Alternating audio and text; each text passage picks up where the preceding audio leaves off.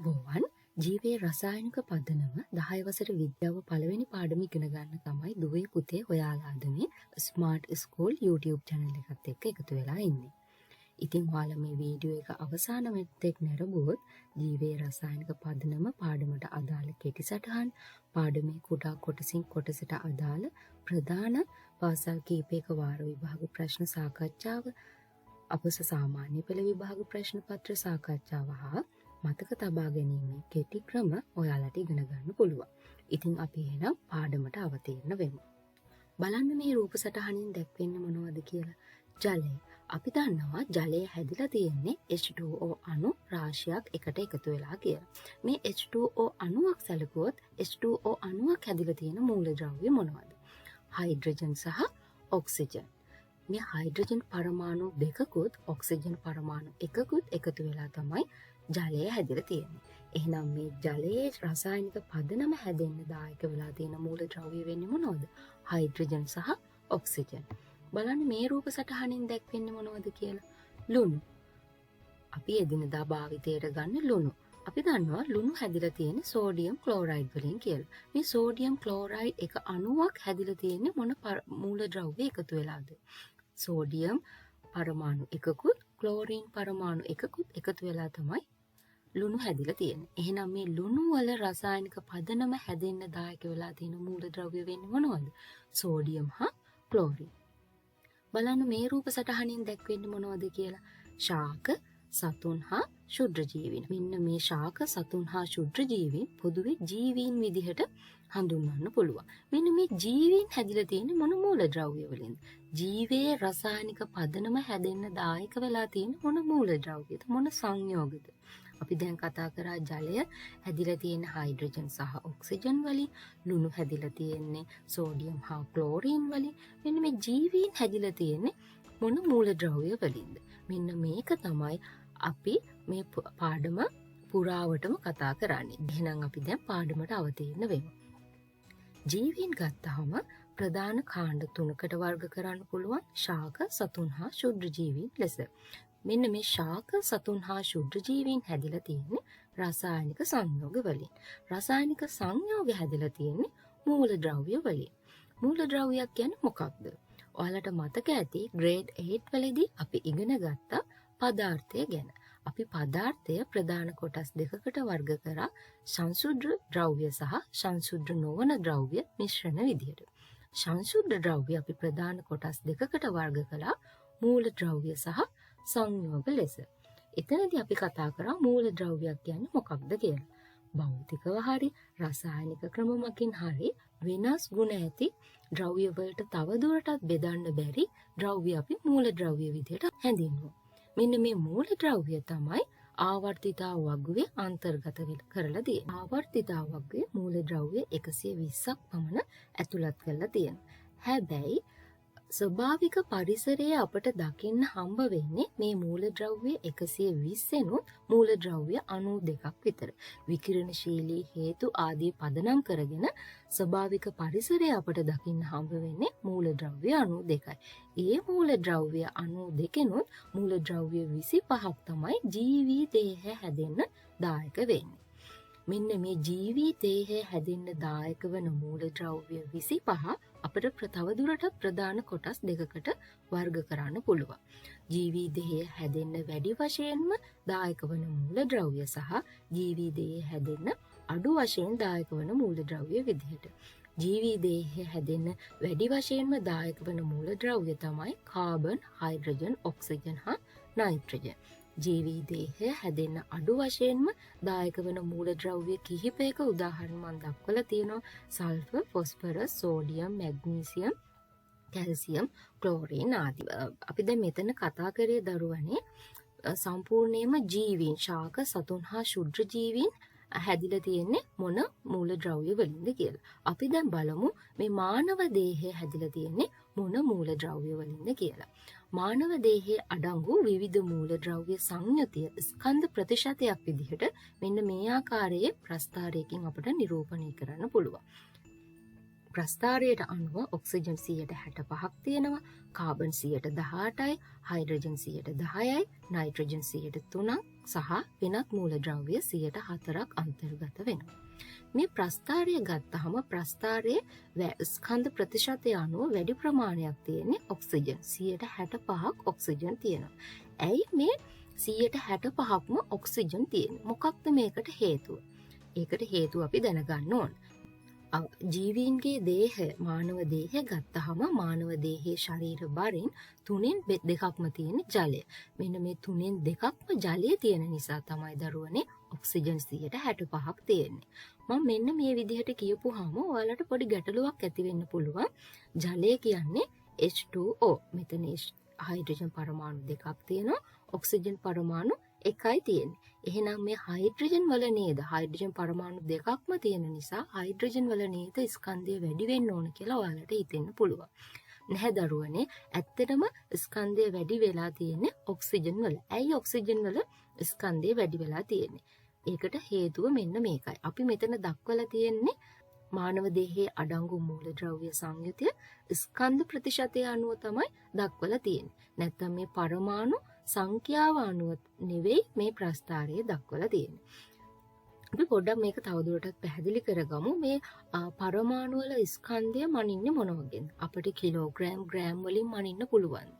අපි දැන් පරිප්පු සීනි ආදී ස්කන්ධය මනින්නේ කිලෝග්‍රෑම් ග්‍රෑම් වලින්. ඒ වගේ මේ පරමාණුක ස්කන්ධය ඒ වගේ විශාල මිනුම් එකක වලින් මනින්න පුළුවන්. එහෙම බෑ. මොකද මේ පරමාණුවක් කියන්නේ ඊටාත්ම කුඩා ද්‍රව්‍ය. එතකොට අපිට මේ බෙහෙත් වල ස්කන්ධය අපි මනින්නේ මිලිග්‍රෑම් වගේනේ. ඒකෙන් මනින්න පුළුවන්.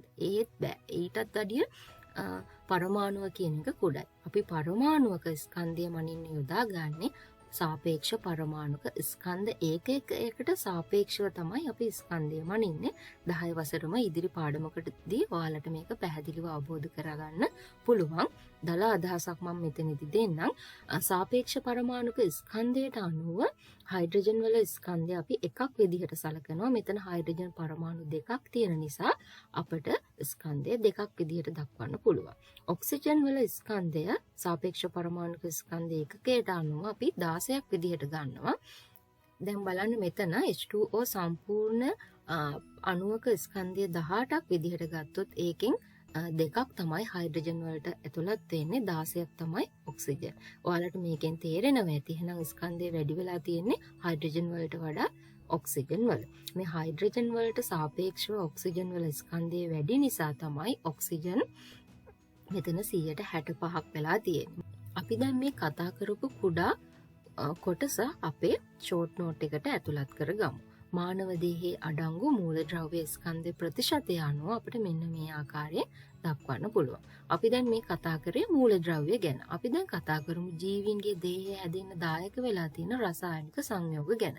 සංයෝගයක් කියන්නේ මොකක්ද? මේකත් අපි ග්‍රේඩ් 8 වලදී ඉගෙන ගත්තා. මූලද්‍රව්‍ය දෙකක් හරි වැඩි ගණනක් හරි නිශ්චිත අනුපාතයකට රසායනික සංයෝජනය වෙලා තමයි සංයෝගයක් හැදෙන්නේ. මෙන්න මේ ජීවීන්ගේ දේහය හැදෙන්න දායක වෙන රසායනික සංයෝග අපිට ප්‍රධාන කාණ්ඩ දෙකකට වර්ග කරන්න පුළුවන්.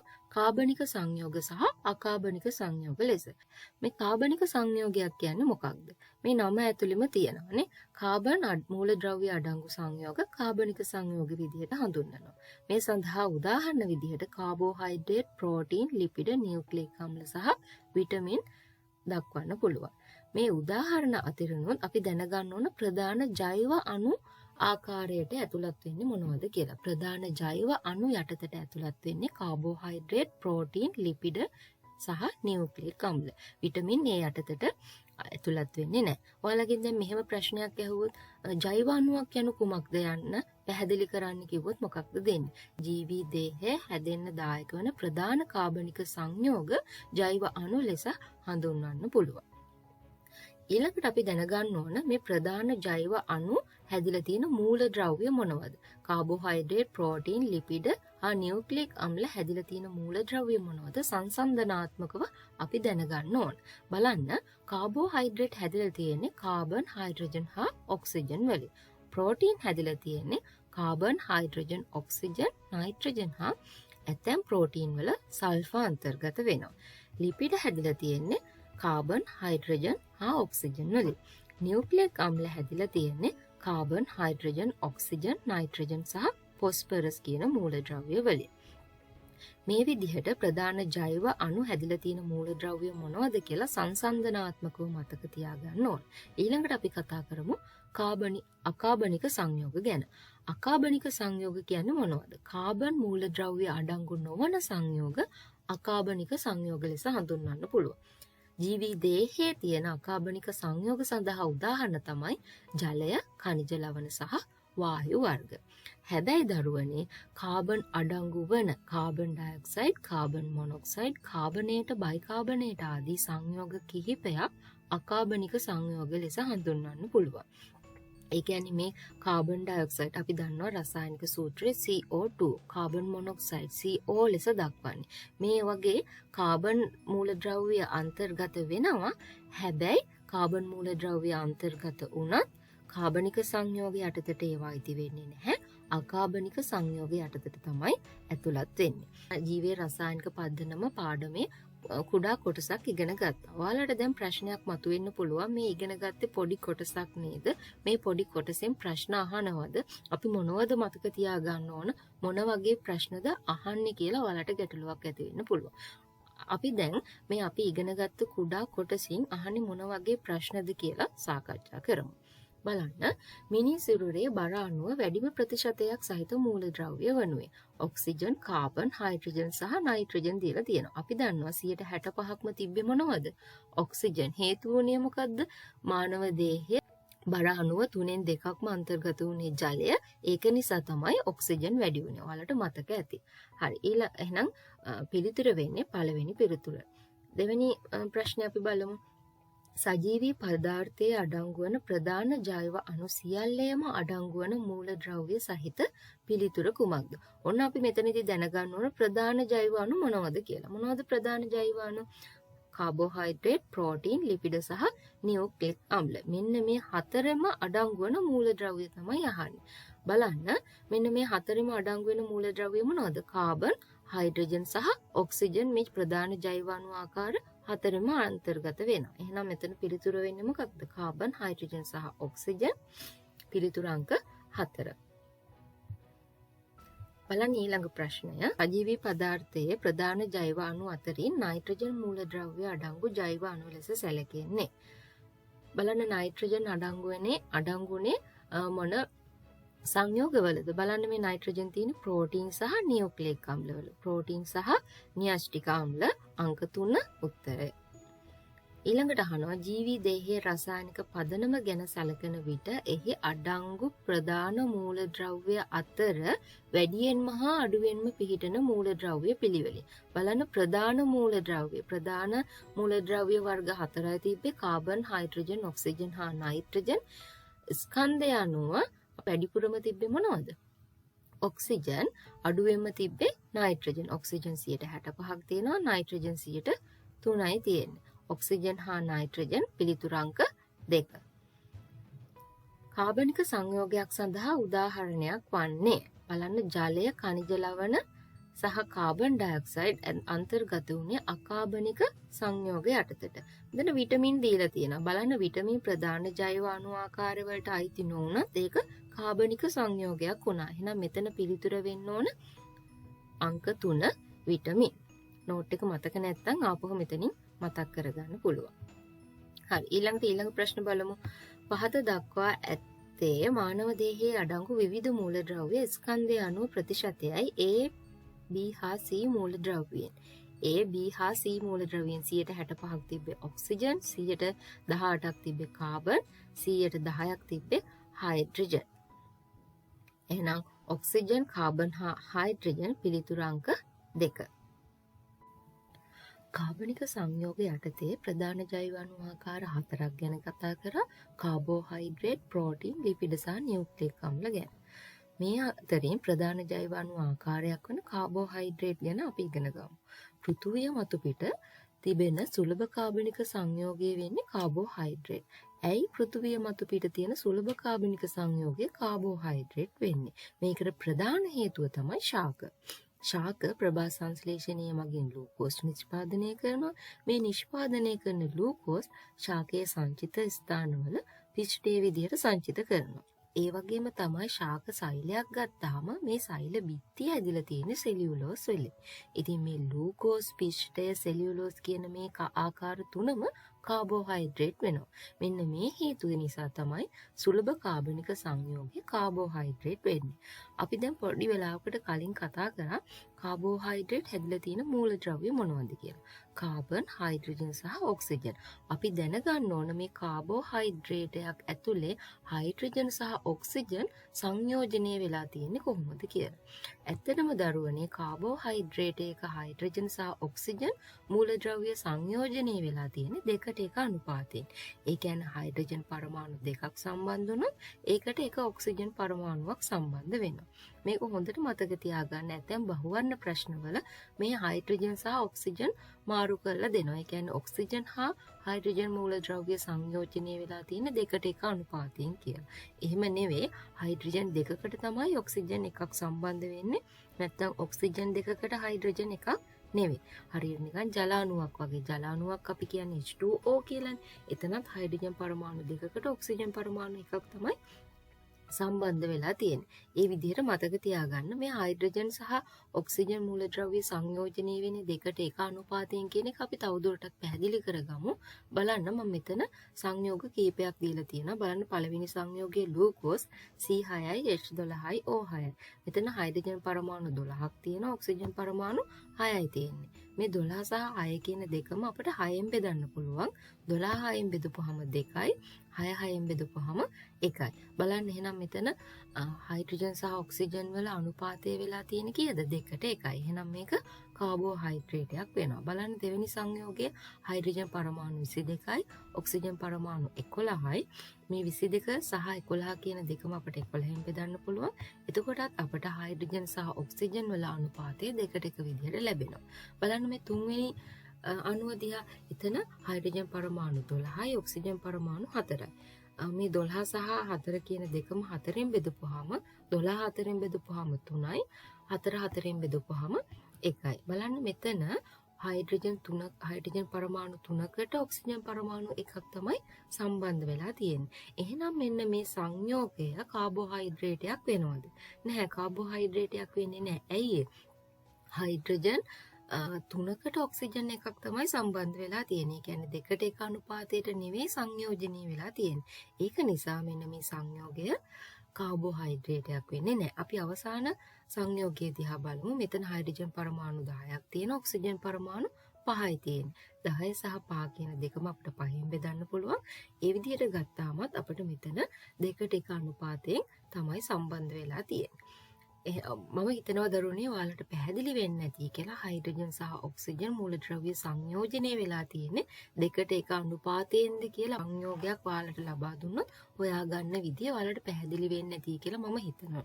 හරි, ඊළඟට අපි දැනගන්න ඕන කාබෝහයිඩ්‍රේට් එක පොදු අණුක සූත්‍රය. පොදු අණුක සූත්‍රය තමයි CH2O_Y විදියට අපිට දක්වන්න පුළුවන්. බලන්න මේ H2O කියන එක තියෙන වරහණක් ඇතුලේ. වරහණෙන් එළිය තමයි Y කියන එක තියෙන්නේ. මෙන්න මේ විදිහට H2O කියන එක වරහන් ඇතුලේ තියෙන නිසා තමයි හයිඩ්‍රජන් සහ ඔක්සිජන් වල දෙකට එක අනුපාතයේ නියතව තියාගන්න පුළුවන් කාබෝහයිඩ්‍රේට් එක. හරි, ඊළඟට අපි දැන් කතා කරමු කාබෝහයිඩ්‍රේට් වර්ග ගැන. කාබෝහයිඩ්‍රේට් ගත්තාම ප්‍රධාන කාණ්ඩ 3කට වර්ග කරන්න පුළුවන් කාබෝහයිඩ්‍රේට් හැදිලා තියෙන ආකාරය අනුව. ප්‍රධාන කාණ්ඩ 3 තමයි මොනොසැකරයිඩ්, ඩයිසැකරයිඩ් සහ පොලිසැකරයිඩ්. අපි බලමු මේක හැදිලා තියෙන ආකාරය අනුව කොහොමද මේ ප්‍රධාන කාණ්ඩ 3කට වර්ග කරලා තියෙන්නේ කියලා. මොනොසැකරයිඩයක් කියන්නේ කාබෝහයිඩ්‍රේට් එක තැනුම් මේකකේ. ඒ කියන්නේ දරුවනේ මේ ඩයිසැකරයිඩ් සහ පොලිසැකරයිඩ් කියන දෙකම හැදිලා තියෙන්නේ මොනොසැකරයිඩ් වලින්. මෙන්න මේ නිසා මොනොසැකරයිඩ් අපි සරල සීනි විදිහටත් හඳුන්වනවා. ඩයිසැකරයිඩයක් හැදිලා තියෙන්නේ මොනොසැකරයිඩ් අණු දෙකක් එකතු වෙලා. පොලිසැකරයිඩයක් හැදිලා තියෙන්නේ මොනොසැකරයිඩ් අණු රාශියක් බහු අවයවීකරණය වීම. ඊළඟට අපි දැනගන්න ඕන මේ මොනොසැකරයිඩ්, ඩයිසැකරයිඩ් සහ පොලිසැකරයිඩ් වලට උදාහරණ. මොනොසැකරයිඩ් වලට උදාහරණ වෙනවා ග්ලූකෝස්, ෆ්‍රුක්ටෝස් සහ ගැලැක්ටෝස්. ඩයිසැකරයිඩ් වලට උදාහරණ වෙනවා මෝල්ටෝස්, සුක්‍රෝස් සහ ලැක්ටෝස්. පොලිසැකරයිඩ් වලට උදාහරණ වෙනවා පිෂ්ඨය, ග්ලයිකෝජන් සහ සෙලියුලෝස්. මේ කතා කරපු කුඩා කොටසින් බහුවර්ණ ප්‍රශ්න බහුලව අහනවා. මොනොසැකරයිඩයක් වන්නේ ඩයිසැකරයිඩයකට උදාහරණයක් නොවන්නේ ආදී ලෙස ප්‍රශ්න අහනවා. ඒක නිසා මොනොසැකරයිඩ ඩයිසැකරයිඩ පොලිසැකරයිඩ වලට උදාහරණ මාරු කරන්නේ නැතුව කටපාඩමින් මතක තියාගන්න ඕන. කටපාඩමින් මතක තියාගත්තත් පැටලෙනවා නම් මේ විදිහට මතක තියාගන්න. මොනොසැකරයිඩ මතක තියාගන්න මොනරා ලූකෝස් කාලා පෘථිවි ගැලැක්සියට ඇතුළත් වුණා කියලා. මොනරා කියන්නේ මොනොසැකරයිඩ, ලූකෝස් කියන්නේ ලූකෝස්, පෘථිවි කියන්නේ ෆ්‍රුක්ටෝස්, ගැලැක්සියට කියන්නේ ගැලැක්ටෝස්. ඩයිසැකරයිඩ මතක තියාගන්න ඩයනා නෙස්ටර් මෝල්ට් එකක් බීලා සූවක් දාගෙන ලැකර් ගෑවා කියලා. ඩයනා කියන්නේ ඩයිසැකරයිඩ, නෙස්ටර් මෝල්ට් කියන්නේ මෝල්ටෝස්, සූවක් කියන්නේ සුක්‍රෝස්, ලැකර් ගෑවා කියන්නේ ලැක්ටෝස්. පොලිසැකරයිඩ මතක තියාගන්න පොලිසියෙන් පිස්තෝලේ කියලා සෙල්ෆෝන් එක අරන් ග්ලයිකෝස්ටාප් වලට වෙඩි තිබ්බා කියලා. පොලිසියෙන් කියන්නේ පොලිසැකරයිඩ, පිස්තෝලේ කියන්නේ පිෂ්ඨය, සෙල්ෆෝන් එක අරන් කියන්නේ සෙලියුලෝස්, ග්ලයිකෝස්ටාපල් කියන්නේ ග්ලයිකෝජන්. මේ විදිහට මතක තියාගන්න. එතකොට ඔයාලට බහුවර්ණ ප්‍රශ්න වලට ගැටලුවක් නැතුව උත්තර ලබා දෙන්න පුළුවන් වෙයි.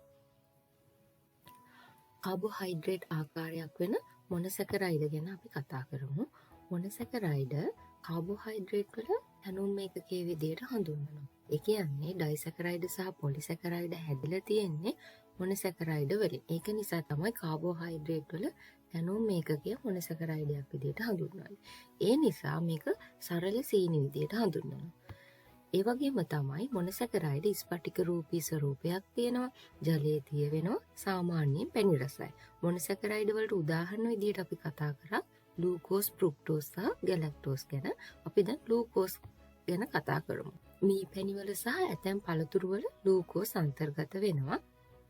ලූකෝස් වල ප්‍රධාන කාර්යයන් 3ක් තියෙනවා. අපි පළවෙනි කාර්ය විදිහට කතා කරමු පිෂ්ඨමය ආහාර ජීර්ණයේ අන්තඵලය ලූකෝස්. අපි පිෂ්ඨමය සහිත ආහාරයක් ආහාරයට ගත්තාම මේ පිෂ්ඨමය ආහාරය ආහාර ජීර්ණ පද්ධතිය තුළ ජීර්ණය වෙලා ශුද්ධාන්තයේදී ලූකෝස් විදිහට රුධිරයට අවශෝෂණය කරගන්නවා. ඇත්තටම මේක සිද්ධ වෙන්නේ මෙන්න මේ විදිහට. මේක අපි 11 වසර ආහාර ජීර්ණ පද්ධතිය යටතේ කතා කරනවා. ඒක ඉගෙන ගන්නකම් ඔයාලා මෙතන අවබෝධයක් ලබා ගන්න. පිෂ්ඨමය ආහාරයේ මත ඇමයිලේස් එන්සයිමය ක්‍රියා කරලා මේ පිෂ්ඨය මෝල්ටෝස් බවට පත් වෙනවා. මේ ඇමයිලේස් එන්සයිමය එකතු වෙන්නේ කොතනින්ද? මුඛයෙන් කේට ඇමයිලේස් විදිහටත් එකතු වෙනවා.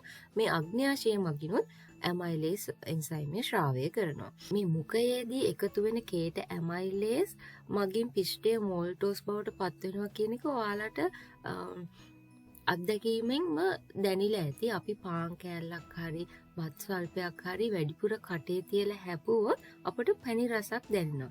ඒ පැණි රසක් දැනෙන්නේ දරුවනේ මේ පිෂ්ඨය කේට ඇමයිලේස් එන්සයිමේ ක්‍රියාකාරීත්වය නිසා මෝල්ටෝස් බවට පත් වෙනවා. පිෂ්ඨමය ආහාරයේ පැණි රහ නැහැ. හැබැයි මේ මෝල්ටෝස් කියන එක පැණි රසයි. ඒක නිසා තමයි අපි අර වැඩිපුර වෙලාවක් කටේ තියලා හපපුවාම අපිට පැණි රසක් දැනෙන්නේ. මේ අපි ආහාරයට ගන්න පිෂ්ඨයේ සම්පූර්ණ කොටස මුඛයේදී මෝල්ටෝස් බවට පත් වෙනවද? එහෙමපත් වෙන්නේ නැහැ. මේ මුඛයේදී මෝල්ටෝස් බවට පත් නොවුණු ටික තමයි මේ අග්න්‍යාශයෙන් ශ්‍රාවය වෙන ඇමයිලේස් එන්සයිමය හරහා මෝල්ටෝස් බවට පත් වෙන්නේ. මේ මෝල්ටෝස් මත මෝල්ටේස් එන්සයිමේ ක්‍රියාකාරීත්වය වෙලා මෝල්ටෝස් ලූකෝස් බවට බිඳ හෙලෙනවා. මේ මෝල්ටේස් කියන එන්සයිමේ ශ්‍රාවය වෙන්නේ ශුද්ධාන්තයේ මගින්.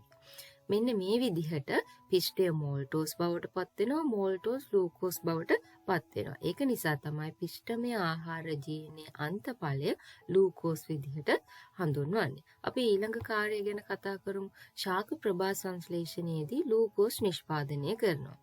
ශාක මේ විදිහට මුල් මගින් ජලය අවශෝෂණය කරගන්නවා. ඒ වගේම පරිසරයේ තියෙන කාබන් ඩයොක්සයිඩ් ලබාගෙන සූර්ය ශක්තිය මගින් ශාක පත්‍රයක් තුල තිබෙන හිත ප්‍රද තුල තමයි කාබන් ඩයොක්සයිඩ් සහ ජලය උපයෝගී කරගෙන ශාක ලූකෝස් සහ ඔක්සිජන් නිෂ්පාදනය කරන්නේ.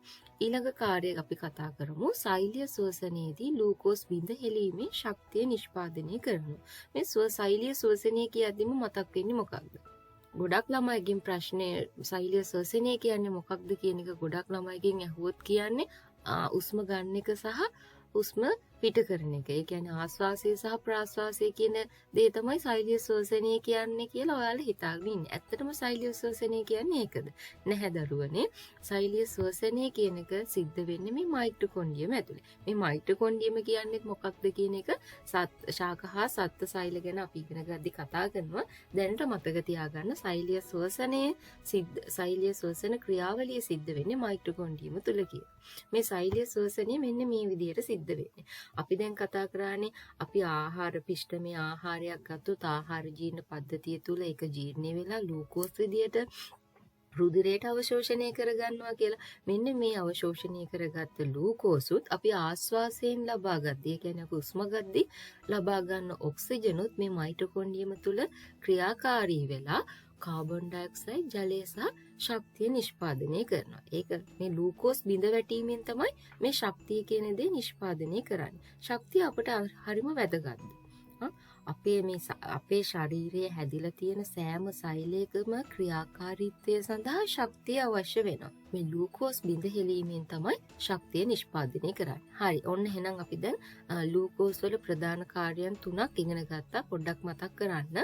පිෂ්ඨමය ආහාර දීමේ අන්තඵලයේ ග්ලූකෝස් තුන, ප්‍රභා සංශ්ලේෂණයේදී ග්ලූකෝස් නිෂ්පාදනය කරා, සෛලීය ශ්වසනයේදී ග්ලූකෝස් බිඳ හෙලීමෙන් ශක්තිය නිෂ්පාදනය කරා.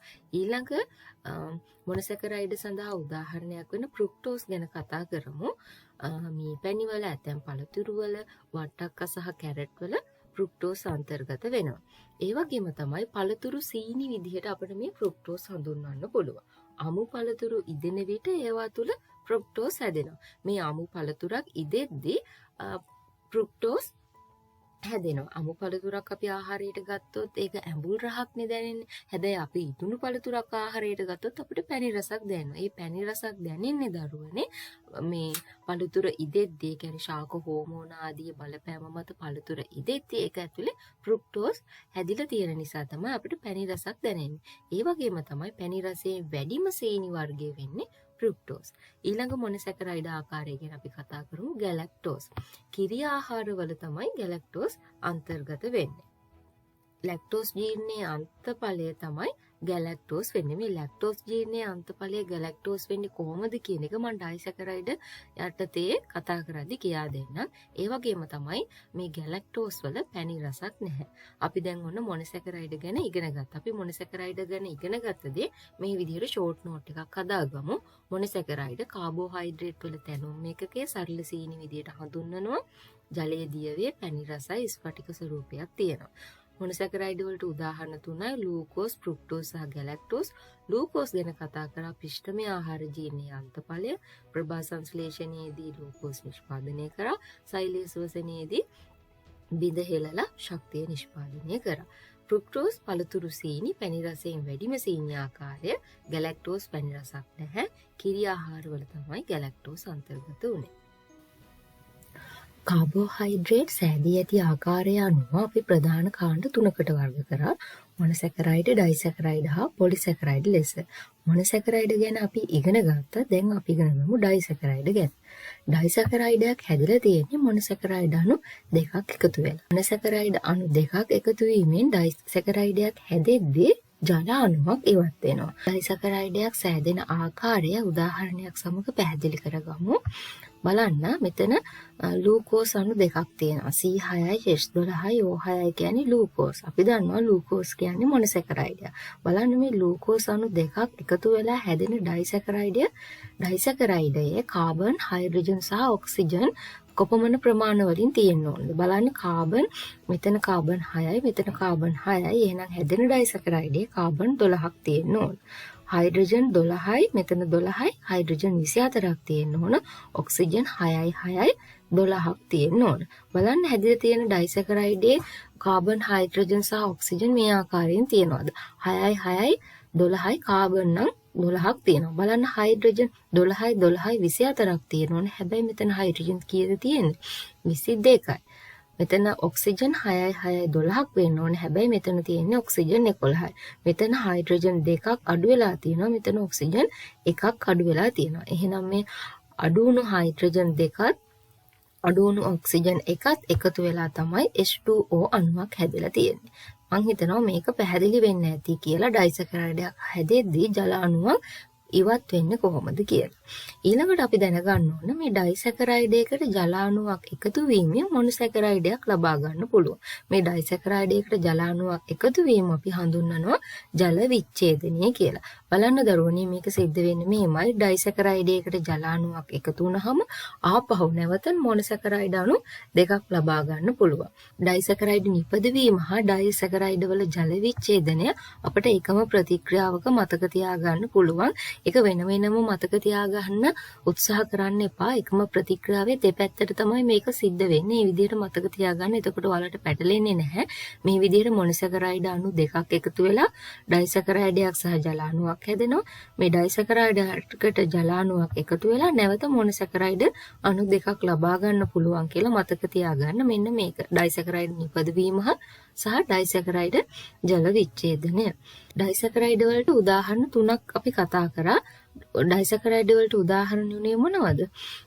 මෝල්ටෝස්, සුක්ටෝස් සහ ලැක්ටෝස්. අපි දැන් කතා කරමු මෝල්ටෝස්, සුක්ටෝස්, ලැක්ටෝස් හැදිලා තියෙන්නේ මොන වගේ මොනොසැකරයිඩ එකතු වෙලාද කියලා.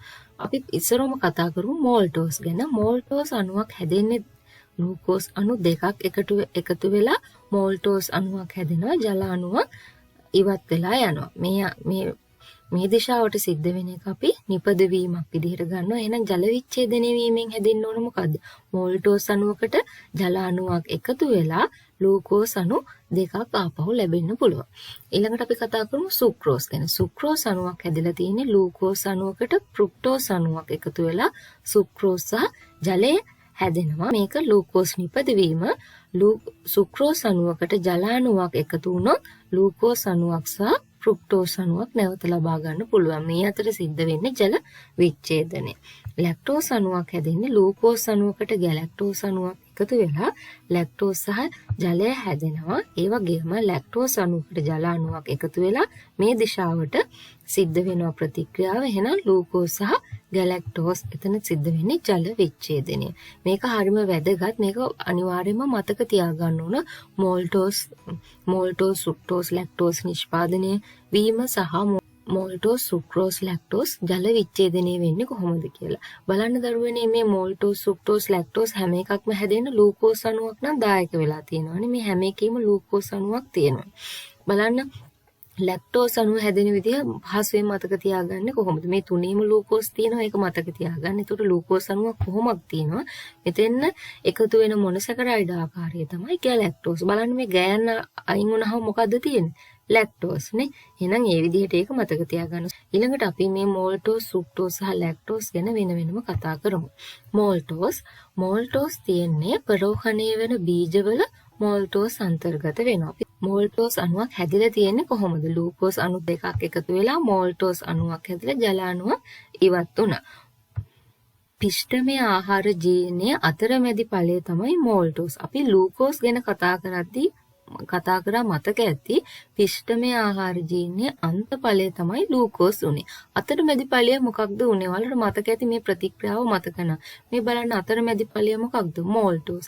පිෂ්ඨය මත ඇමයිලේස් එන්සයිමය ක්‍රියා කරලා මෝල්ටෝස් හැදෙනවා. මෝල්ටෝස් මතට මෝල්ටේස් එන්සයිමේ ක්‍රියාත්මක වෙලා තමයි ග්ලූකෝස් හැදුනේ. මේ අතරමැදි ඵලය වෙලා තියෙන්නේ මොකක්ද? මෝල්ටෝස්.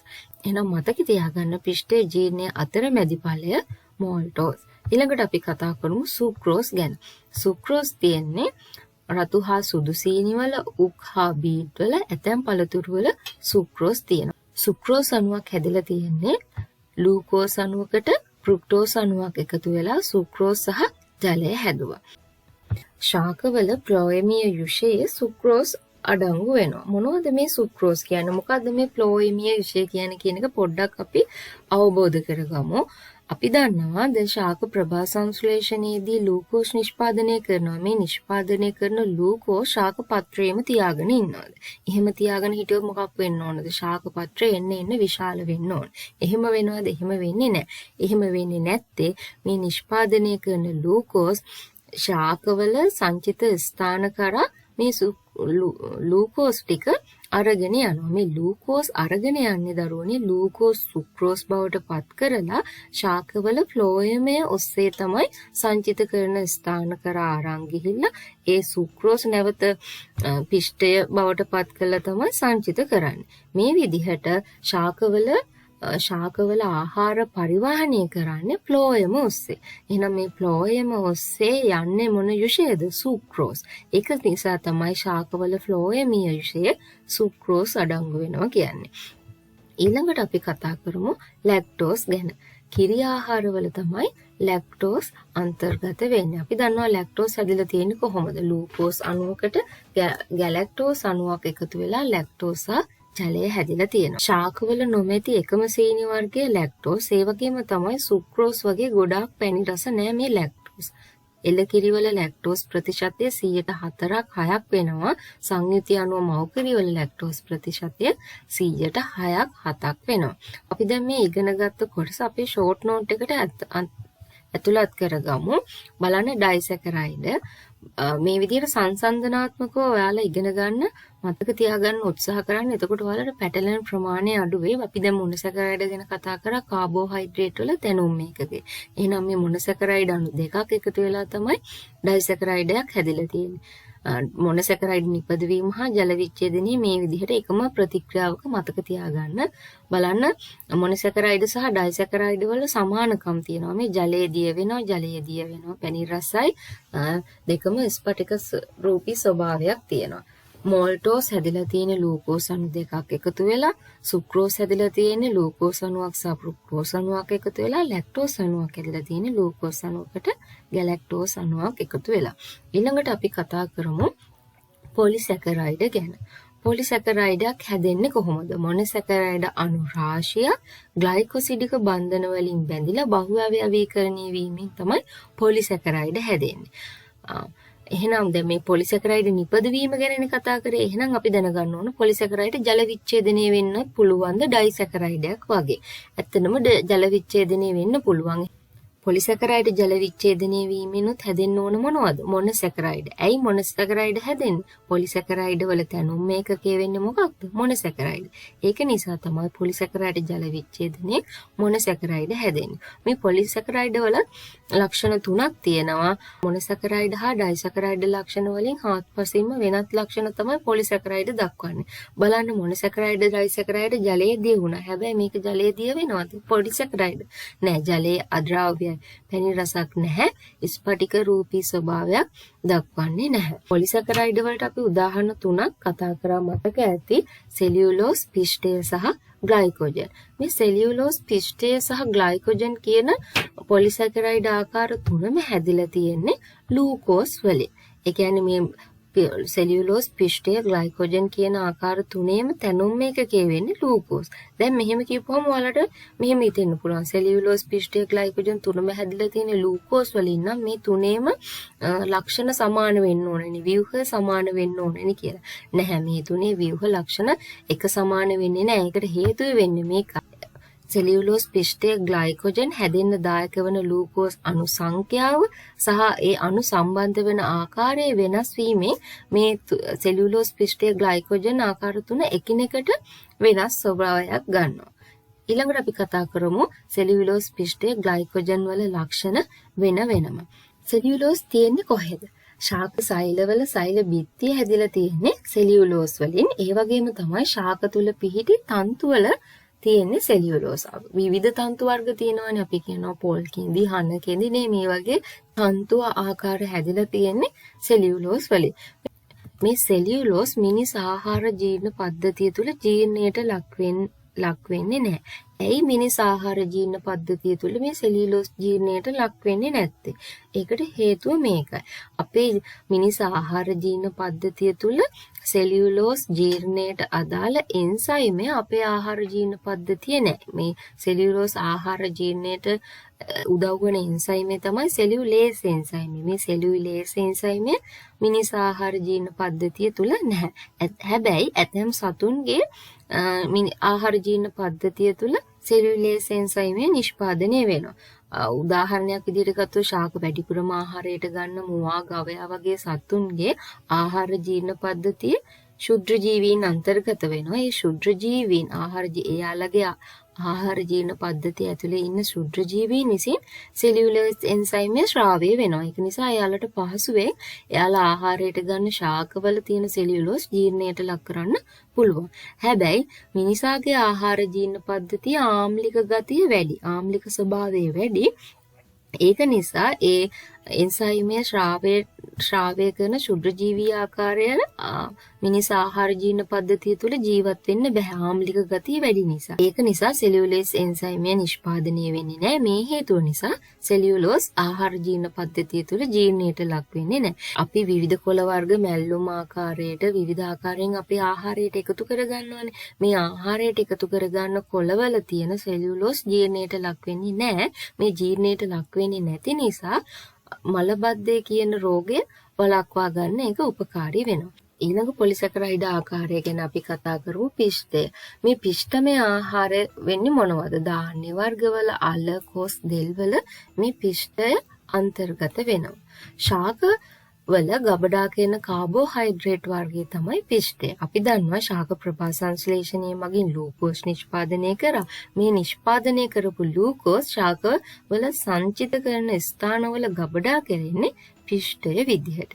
ඊළඟ පොලිසැකරයිඩ් ආකාරය තමයි ග්ලයිකෝජන්. සත්ව අක්මාවේ සහ පේශි තුල ග්ලයිකෝජන් අන්තර්ගත වෙනවා. සතුන්ගේ සිරුර තුල කාබෝහයිඩ්‍රේට් සංචිත කරන්නේ ග්ලයිකෝජන් විදිහට. අපි දැන් පොඩ්ඩකට කලින් අපි කතා කරා ශාකවල කාබෝහයිඩ්‍රේට් සංචිත කරන්නේ මොන ආකාරයෙන්ද? පිෂ්ඨයේ විදිහට. සතුන් තුල කාබෝහයිඩ්‍රේට් සංචිත කරන්නේ ග්ලයිකෝජන් විදිහට. මේක සිද්ධ වෙන්නේ කොහොමද කියලා අපි දැනගන්න ඕන. අපි පිෂ්ඨමය ආහාරයක් ආහාරයට ගත්තාම ඒ පිෂ්ඨය ආහාර ජීර්ණ පද්ධතිය තුළ ජීර්ණය වෙලා ග්ලූකෝස් විදිහට අපේ රුධිරයට අවශෝෂණය කරගන්නවා. එතකොට මේ රුධිරයේ තියෙන ඕන ග්ලූකෝස් මට්ටමක් තියෙනවා. හරි නියමිත මට්ටමක් තියෙනවා. මේ නියමිත රුධිරය තුළ ග්ලූකෝස් තියෙන්න ඕන නියමිත ප්‍රමාණයක් තියෙනවා. මේ නියමිත ප්‍රමාණයට වඩා වැඩිපුර අපේ රුධිරයේ ග්ලූකෝස් තියෙනවා නම් මේ වැඩිපුර තියෙන ග්ලූකෝස් මේ සත්ව අක්මාවේ සහ පේශිවල තැම්පත් කරනවා. තැම්පත් කරන්නේ ග්ලූකෝස් විදිහට නෙවෙයි ග්ලූකෝස් ග්ලයිකෝජන් බවට පත් කළා තමයි සත්ව අක්මාවේ සහ පේශිවල තැම්පත් කරන්නේ. බැංකුවේ හරි කොහේ හරි අපි සල්ලි තැම්පත් කරලා තියෙන අපේ හදිස්සි අවශ්‍යතාවයක් අපිට ලෙඩක් දුකක් කරදරයක් සල්ලි නැති අවස්ථාවක් ආවොත් අපි ඒ තියලා තියෙන සල්ලි වලින් අපි මේ තැම්පත් කරලා තියෙන සල්ලි වලින් අපේ අවශ්‍යතාවය සම්පූර්ණ කරගන්නවා. ඒ වගේම තමයි අපේ ශරීරයත්. අපිට කෑම ගන්න පරක් වුණ අවස්ථාවකදී අපේ රුධිරයේ තියෙන ග්ලූකෝස් මට්ටම අඩු වුණොත් මේ අඩුව පුරවන්න මේ පේශිවල සහ සත්ව අක්මාවේ තියෙන ග්ලයිකෝජන් නැවත ග්ලූකෝස් බවට පත් කරලා රුධිරයට ලබා දෙනවා. එතකොට අපට රුධිරයේ ග්ලූකෝස් මට්ටම නියත මට්ටමක පවත්වා ගන්න පුළුවන්. ඇයි ග්ලූකෝස් නියත මට්ටමක තියාගන්නේ? අපි ග්ලූකෝස් යටතේ ඒක කතා කරා. ඇයි ග්ලූකෝස් එච්චර වැදගත් උනේ? සෛලීය ශ්වසනය මගින් ග්ලූකෝස් බිඳහෙල්ල තමයි ශක්තිය නිෂ්පාදනය කෙරේ. ශක්තිය ඉතාමත් වැදගත්. සෑම සෛලයකම ක්‍රියාකාරීත්වය සඳහා ශක්තිය අවශ්‍ය වෙනවා. මේක නිසා තමයි වැඩිපුර තියෙන කාබෝහයිඩ්‍රේට් ග්ලයිකෝජන් විදිහට ශරීරය තැම්පත් කරලා තියෙන්නේ. පොලිසැකරයිඩ් පිළිබඳ ඉගෙනගත්ත කරුණු අපි දැන් අපේ ෂෝට් නෝට් එකට ඇතුළත් කරගමු. මොන පොලිසැකරයිඩ් පිළිබඳව ෂෝට් නෝට් එක අපි ඇතුළත් කරලා තියෙනවා. මොනොසැකරයිඩ් අණු රාශියක් ග්ලයිකොසිලික බන්ධන වලින් බැඳී බහුව්‍යවීකරණය වීමෙන් තමයි පොලිසැකරයිඩ් හැදලා තියෙන්නේ. ජලයේ අද්‍රාව්‍යයි පැණි රසක් නැහැ, ස්පර්ශ රූපී නොවේ. පොලිසැකරයිඩ් වලට උදාහරණ සෙලියුලෝස්, පිෂ්ඨය සහ ග්ලයිකෝජන් මේ වගේම තැනුම එකක වෙලා තියෙන්නේ ග්ලූකෝස්. ඒ වගේම මේ පොලිසැකරයිඩ් පිෂ්ඨය සහ ග්ලයිකෝජන් වල තියෙන වැදගත් කරුණු අපි සටහන් කරලා තියෙනවා. මෙන්න මේ ආකාරයට දැන් කාබෝහයිඩ්‍රේට් හැදිලා තියෙන ආකාරය අනුව ප්‍රධාන කාණ්ඩ තුනකට වර්ග කරා මොනොසැකරයිඩ්, ඩයිසැකරයිඩ් හා පොලිසැකරයිඩ් කියලා. මේ ආකාරයට අපි ෂෝට් නෝට් එකකට ඇතුළත් කරගත්තාම අපිට සංසන්දනාත්මකව ඉගෙන ගන්න පුළුවන්. පේපර් එක ප්‍රශ්නයකට අපි පිළිතුර ලියද්දී අපිට ඉක්මනින්ම ප්‍රශ්නය අවබෝධ කරගෙන අපිට පිළිතුර ඉක්මනින්ම මතකයට නගා ගන්න පුළුවන් මේ විදිහට සංසන්දනාත්මකව ඉගෙන ගනිද්දී. ඊළඟට අපි කතා කරමු ලූකෝස් අණුවක ව්‍යුහය පිළිබඳව. බලන්න මෙතන තියෙන මේ ලූකෝස් අණුවක්. මේ ලූකෝස් අණුවේ මේ රේඛා සියල්ලම සම්බන්ධ වෙන තැන කාබන් පරමාණුවක් තියෙනවා. මේ ලූකෝස් අණුවේ තියෙන කාබන්, හයිඩ්‍රජන් හා ඔක්සිජන් පරමාණු ගණන් කරමු මේ C6යි H12යි O6යි හැදෙනවද කියලා. බලන්න මෙතන කාබන් පරමාණුවක් තියෙනවා. එතකොට 1යි 2යි 3යි 4යි 5යි 6යි. එහෙනම් ඔන්න කාබන් 6යි C6යි. හයිඩ්‍රජන් පරමාණු 12ක් තියෙනවද කියලා අපි දැන් ගණන් කරමු. 1යි 2යි 3යි 4යි 5යි 6යි 7යි 8යි 9යි 10යි 11යි 12යි. ඔන්න හයිඩ්‍රජන් පරමාණු 12යි. ඔක්සිජන් පරමාණු 6ක් තියෙනවද බලමු. 1යි 2යි 3යි 4යි 5යි 6යි. ඔක්සිජන් පරමාණු 6ක් තියෙනවා. මෙන්න මේ ආකාරයෙන් තමයි ලූකෝස් අණුවක ව්‍යුහය හැදිලා තියෙන්නේ. එහෙනම් ඔන්න ලූකෝස් අණුවක් දුන්නොත් කාබන්, හයිඩ්‍රජන් සහ ඔක්සිජන් පරමාණු ගණන් කරලා මේ අණුව හැදිලා තියෙන ආකාරය ඔයාලට හඳුනා ගන්න පහසු වෙයි. ඊළඟට අපි කතා කරමු කාබෝහයිඩ්‍රේට් වල වැදගත්කම. ශක්ති ප්‍රභවයක් ලෙස කාබෝහයිඩ්‍රේට් වැදගත් වෙනවා. ශක්ති ප්‍රභවයක් ලෙස වැදගත් වෙන්න මොනවද බලපෑවේ? අපි දන්නවා සෛලීය ශ්වසනය සිද්ධ වුණා මයිටොකොන්ඩ්‍රියම තුල. එතකොට සෛලීය ශ්වසනය සඳහා වැදගත් වුණේ මොනොසැකරයිඩයක් වන ග්ලූකෝස්. ග්ලූකෝස් ඔක්සිජන් සමග සම්බන්ධ වෙලා කාබන් ඩයොක්සයිඩ් ජලය සහ ශක්තිය නිෂ්පාදනය කරා. මේක නිසා කාබෝහයිඩ්‍රේට් ශක්ති ප්‍රභවයක් ලෙස ක්‍රියා කරනවා. බලන්න සංචිත ආහාරයක් ලෙස ක්‍රියා කරනවා.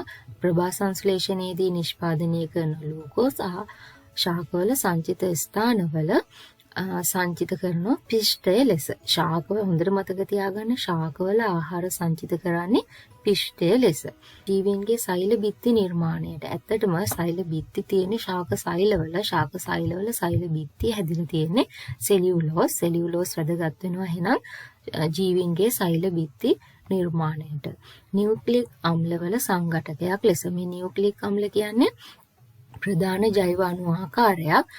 නියුක්ලික් අම්ල පිළිබඳ සාකච්ඡා කරනකොට මම මේක තවදුරටත් පැහැදිලි කරන්නම්. ඇත්තටම මේ තියෙන්නේ නියුක්ලික් අම්ලයක් හැදෙන නියුක්ලියෝටයිඩයක්. මේ නියුක්ලියෝටයිඩ් එක පෙන්ටෝස සීනි කාණ්ඩය හැදෙන්නේ කාබෝහයිඩ්‍රේට් වලින්. ඒක නිසා තමයි නියුක්ලික් අම්ලවල සංඝටකයක් ලෙස කාබෝහයිඩ්‍රේට් වැදගත් වෙන්නේ. කාබෝහයිඩ්‍රේට් හඳුනා ගැනීමේ පරීක්ෂණ යටතේ ඉස්සරම අපි කතා කරමු පිෂ්ඨය හඳුනා ගැනීමේ පරීක්ෂණය. මේක කරන්නේ මෙහෙමයි. ආහාර වර්ග කිහිපයකින් සල්පය බැගින්ගෙන ඒකට අයඩීන් ද්‍රාවණයෙන් බිඳු කිහිපයක් එකතු කරනවා. අපි එතකොට දැනගන්න ඕන අයඩීන් ද්‍රාවණය ආහාරයට එකතු කරන්න කලින් අයඩීන් වල වර්ණය කුමක්ද කියලා. බලන්න අයඩීන් වල වර්ණය මොකක්ද? තද දුබුරු පාටක් තමයි අයඩීන් වල තියෙන්නේ. ඔන්න මේ ආහාර වර්ග කිහිපයක් අරන් තියෙනවා. ඒකට අයඩීන් බිඳු කිහිපයක් එකතු කරලා තියෙනවා. බලන්න මෙතන තියෙනවා සීනි, බත්, අර්ථාපල් කැබැල්ලක්, පාන්, ඇපල් කැබැල්ලක්, සලාදු කොළ කැබලි කිහිපයක් තියෙනවා. බලන්න මේකේ වර්ණ විපර්යාසය. ඒ කියන්නේ අයඩීන් වල තද දුඹුරු පාට පැහැය වෙනස් වෙලා තියෙන්නේ මොන වගේද? බත්, අර්ථාපල් වල සහ පාන් වල. බලන්න වර්ණ විපර්යාසය. තද දුඹුරු වර්ණය මොන වර්ණයට හැරිලා තියෙන්නේ? දම් පාටට හුරු නිල් පාටකට තමයි හැරිලා තියෙන්නේ. එහෙනම් අපිට නිරීක්ෂණයේ විදිහට ලැබෙනවා ආහාර වර්ග කිහිපයක පමණක් අයඩීන් යෙදුව විට එහි තද දුඹුරු වර්ණය දම් පාටට හුරු නිර්වර්ණයක් ගැනීම. එහෙනම් මේ දම් පාටට හුරු නිර්වර්ණයක් ගත්ත ආහාරවල විතරයි පිෂ්ඨය අන්තර්ගත වෙන්නේ. මේ වර්ණ විපර්යාසයක් සිදු නොවුනේ වගේ පිෂ්ඨය අන්තර්ගත වෙනවද? පිෂ්ඨය අන්තර්ගත වෙන්නේ නැහැ. ඊළඟට අපි කතා කරමු ඊළඟ පරීක්ෂණය ලූකෝස් හඳුනා ගැනීමේ පරීක්ෂණය. මේ ලූකෝස් හඳුනා ගැනීමේ පරීක්ෂාව අපි බෙනඩික් පරීක්ෂාව විදිහට හඳුන්වනවා. ඒක සිද්ධ කරන්නේ මෙහෙමයි. ලූකෝස් ද්‍රාවණයේ ස්වල්පයක් මේ විදිහට කැකෑරුම් නලයකට දාලා මේකට බෙනඩික් ද්‍රාවණයෙන් ස්වල්පයක් එකතු කරනවා. බෙනඩික් වල වර්ණය ලා නිල් පාටක් තමයි බෙනඩික් වලට තියෙන්නේ. ඊට පස්සේ මේ අපි එකතු කරපු ලූකෝස් ද්‍රාවණයට බෙනඩික් එකතු කරලා හදාගත්ත මිශ්‍රණය ජල තාපකයක තියලා ක්‍රමයෙන් රත් කරනවා. මේ රත් කරනකොට වර්ණ විපර්යාසයක් සිද්ධ වෙනවා. වර්ණ විපර්යාසය මොකක්ද කියලා අපි මතක තියාගන්න ඕන. නිල්, කොළ, කහ, තැඹිලි, ගඩොල් රතු අවක්ෂේපයක් තමයි ලැබෙන්නේ. හොඳට මතක තියාගන්න පේපර් එක අහද්දි ගඩොල් රතු පැහැයක් ලැබේ කියලා නතර කරන්න එපා. උත්තරේ ලියද්දි ගඩොල් රතු පාට අවක්ෂේපයක් ලැබේ කියලා අනිවාර්යෙන්ම අපි ලියන්න ඕන. බලන්න මෙන්න මේ විදිහට තමයි වර්ණ විපර්යාසය සිද්ධ වෙන්නේ. නිල් ඒ කියන්නේ අපි ද්‍රාවණය රත් කරන්න කලින් ලා නිල් පාටක් තමයි තියෙන්නේ. නිල් කොළ කහ තැඹිලි ගඩොල් රතු අවක්ෂේපයක් ලැබෙනවා. මේ ඔයාලා පාසලේදී ප්‍රැක්ටිකල් එක කරද්දී මේ ගඩොල් රතු අවක්ෂේපය ලැබුණට පස්සේ ටිකක් අපි ලං වෙලා හොඳට නිරීක්ෂණය කරොත් මෙන්න මේ ආකාරයේ කැදලි වගේ තියෙනවා අපිට දැක ගන්න පුළුවන්. ඒ කියන්නේ අවක්ෂේපයක් තමයි තියෙන්නේ. මේක අපි විනාඩි කිහිපයක් හොලවන්නේ නැතුව නිසල්මනේ තිබ්බොත් අපිට මේ විදිහට මේ අවක්ෂේපය පහළට එකතු වෙනවා අපිට නිරීක්ෂණය කරන්න පුළුවන්. මේ විදිහට වර්ණ විපර්යාසයේ ගඩොල් රතු අවක්ෂේපය දක්වාම වර්ණ විපර්යාසය සිද්ධ වෙනවා නම් අපිට නිගමනයකට එළඹෙන්න පුළුවන් ආහාරයේ ලූකෝස් අන්තර්ගත වෙලා තියෙනවා කියලා. මෙහෙම වර්ණ අපි මොනවා හරි ද්‍රාවණයකට මේ විදිහට බෙනඩික් දාලා ජලතාපකයක දාලා රත් කරාට පස්සේ ගඩොල් රතු අවක්ෂේපයක් ලැබෙන්නේ නැත්නම් ඒ අපි ගත්ත ද්‍රාවණයේ ලූකෝස් අන්තර්ගත වෙන්නේ නැහැ. ඊළඟ පරීක්ෂණය අපි කතා කරමු සුක්‍රෝස් හඳුනා ගැනීමේ පරීක්ෂාව. ලූකෝස් හඳුනා ගැනීමේ පරීක්ෂණාවට සමානයි. හැබැයි අපි එතනදි ගන්නේ ලූකෝස් ද්‍රාවණයක් නෙමෙයි සුක්‍රෝස් ද්‍රාවණයක්. ඒ කියන්නේ සීනි ද්‍රාවණයකින් සල්පයක් අරගෙන ඒකට අපි බෙනඩික් ද්‍රාවණයෙන් සල්පයක් එකතු කරලා ජලතාපකයක බහ රත් කරනවා. රත් කරලා වර්ණ විපර්යාසයක් ලැබෙනවද කියලා බලනවා.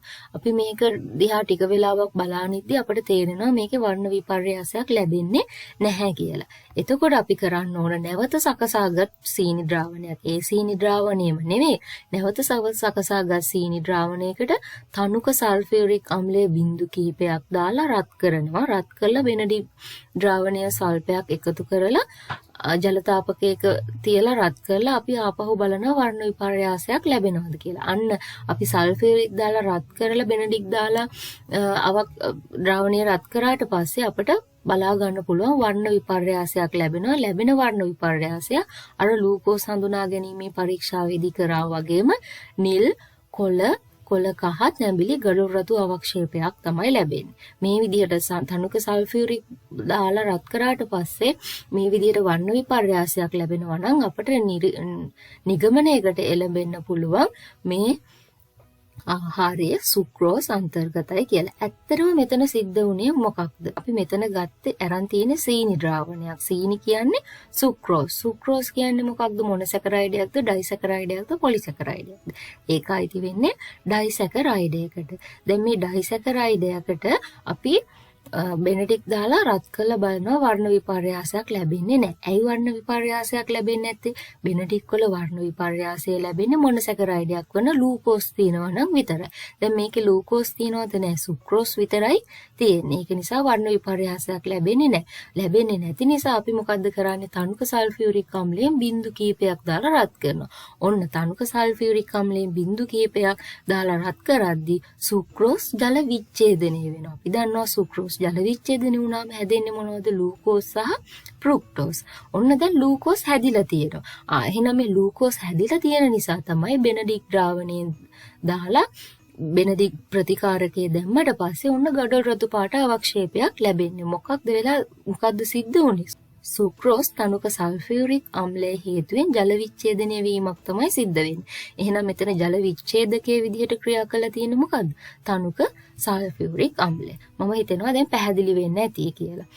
හරි, අපි දැන් මේ කතා කරපු කොටස සම්පූර්ණයෙන්ම කාබෝහයිඩ්‍රේට් පිළිබඳව කතා කරපු කරුණු සියල්ලම අපේ ෂෝට් නෝට් එකට ඇතුළත් කරගමු. ඔන්න අපි කාබෝහයිඩ්‍රේට් ප්‍රධාන කාණ්ඩ 3 ගැන අපේ ෂෝට් නෝට් එකට ඇතුළත් කරගෙන තිබ්බා. ඊළඟට කාබෝහයිඩ්‍රේට් වල අපි කාබෝහයිඩ්‍රේට් ගැන පාඩම පටන් ගද්දිම කතා කරපු කරුණු ටික අපි ඇතුළත් කරගත්තේ නැහැ. ඒ කරුණු ටික මෙතන දක්වලා තියෙනවා. පෘථුවිය මතු පිට ඇති වඩා සුලභ කාබනික සංයෝගය තමයි කාබෝහයිඩ්‍රේට්.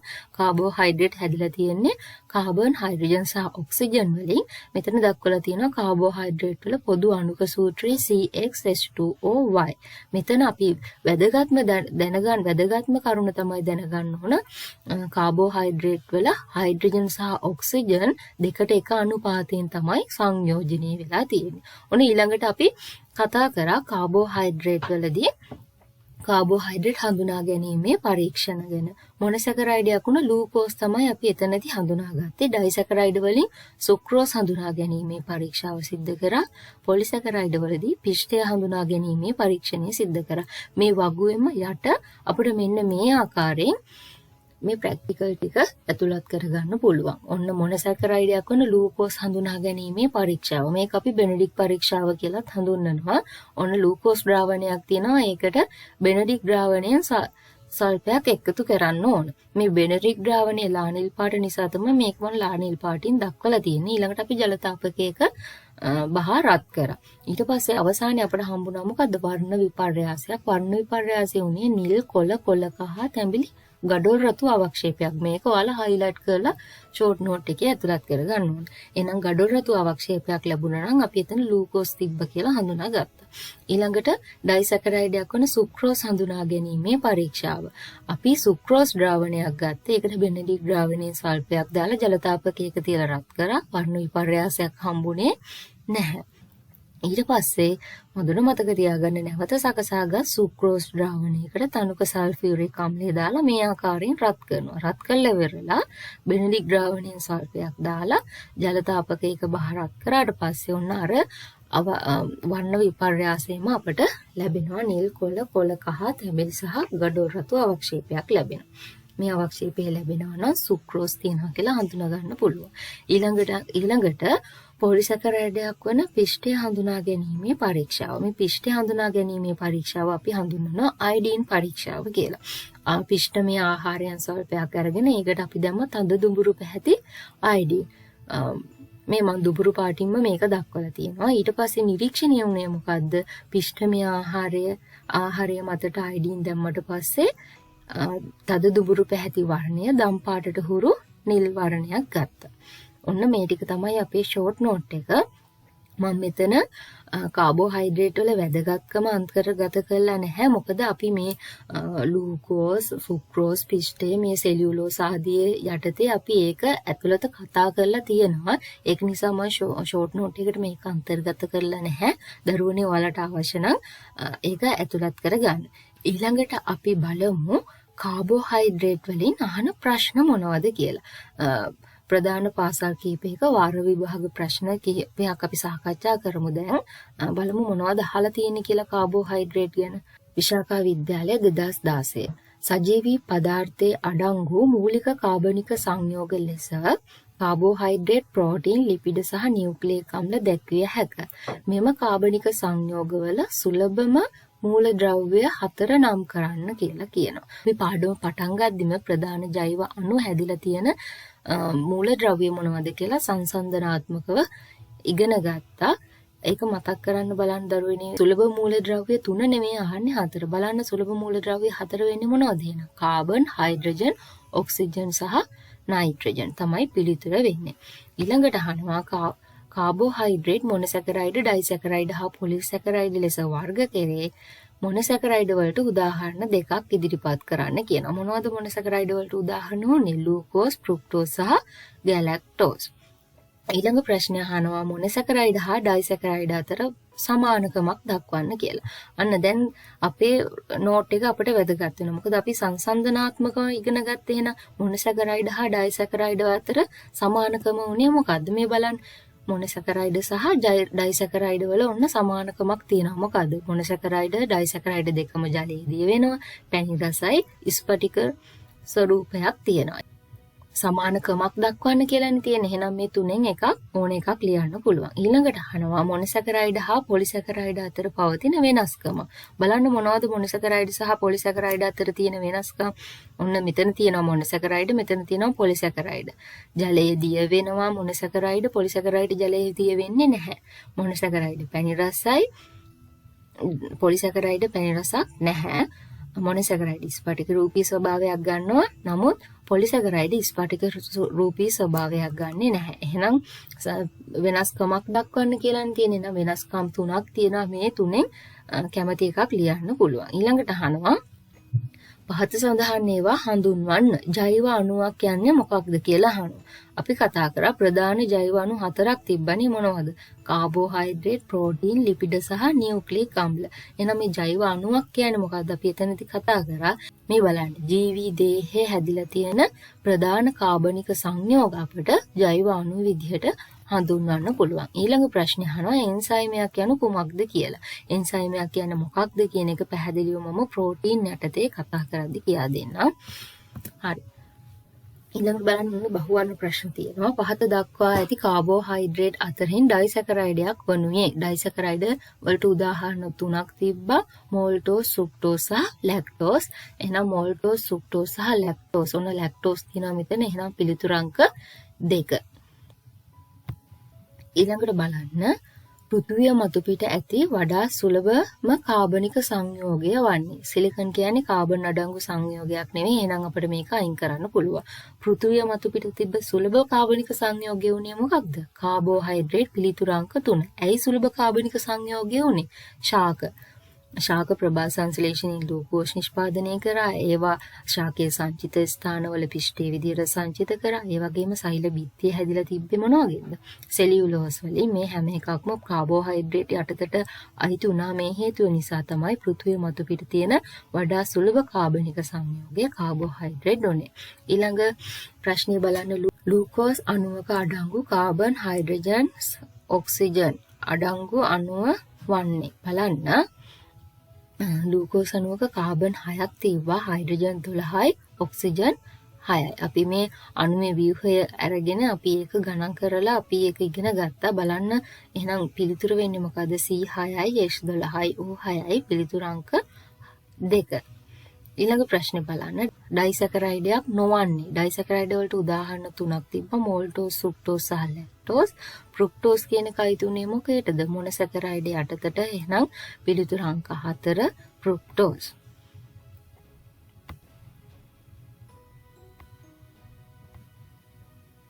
පහත සඳහන් සංයෝග අතර ඇති මොනොසැකරයිඩය කුමක්ද? මොනොසැකරයිඩ වලට උදාහරණ ආයෙ මතක් කරගන්න. ග්ලූකෝස්, ෆෘක්ටෝස් සහ ගැලැක්ටෝස්. එහෙනම් මෙතන මොනොසැකරයිඩය කුමක්ද කියලානේ අහන්නේ? ගැලැක්ටෝස්. එතකොට මෝල්ටෝස්, ෆෘක්ටෝස්, ලැක්ටෝස් අයිති උනේ ඩයිසැකරයිඩ වලට. එහෙනම් පිළිතුරු අංක 3.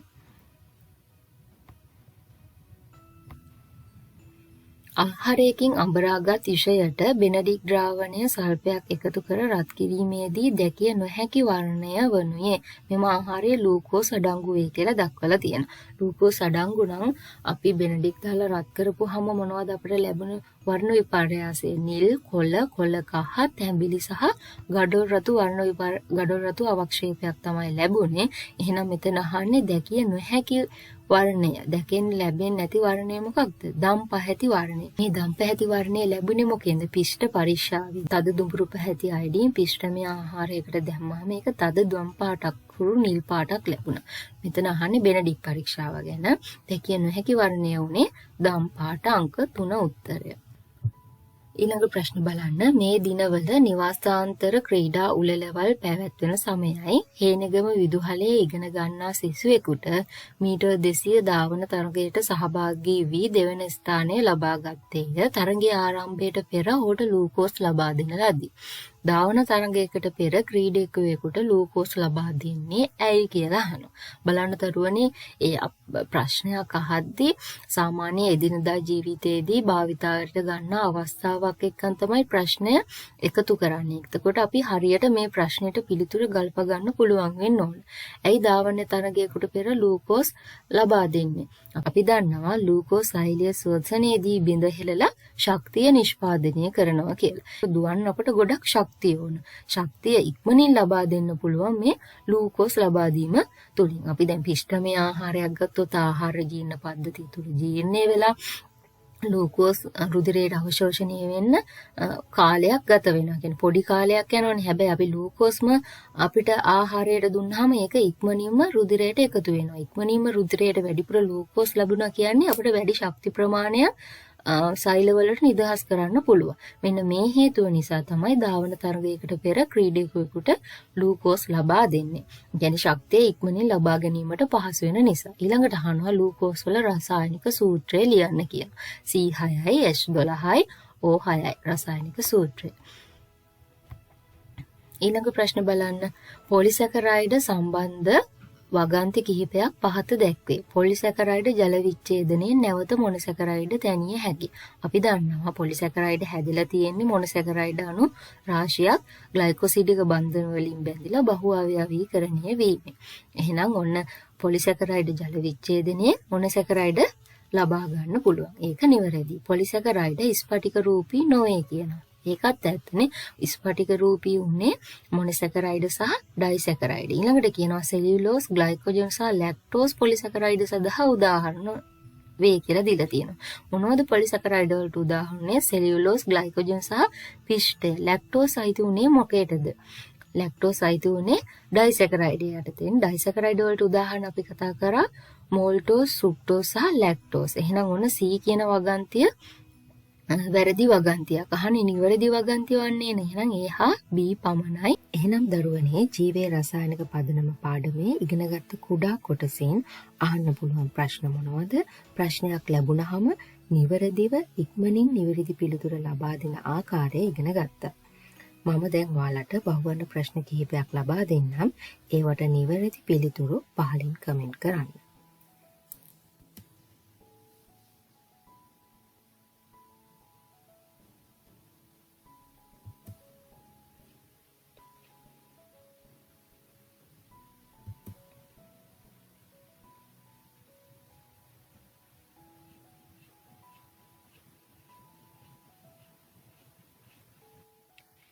එහෙනම් දරුවනේ ජීවයේ රසායනික පදනම පාඩමේ දෙවන කොටසෙන් හමු වෙමු.